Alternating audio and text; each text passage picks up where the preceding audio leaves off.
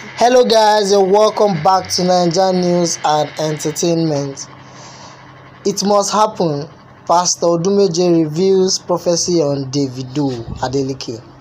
Anambra popular controversial Pastor Chukwuemeka Odumeje, liquid metal, the general overseer of Mountain of Holy Ghost Intervention, widely known for his word healing and deliverance, which usually involves slamming and throwing people on empty chairs, an act you see on WWE, has come out to prophesy about the DMW chairman David Adeleke, popularly known as Davido.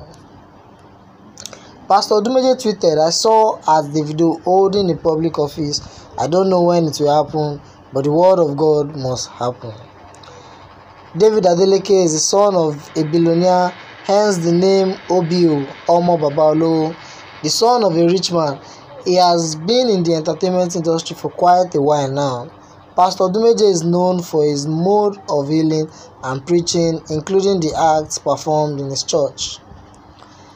Please follow so you can easily get more interesting updates cutting across all entertainment. Leave a comment, like and share for others. Thanks and take care.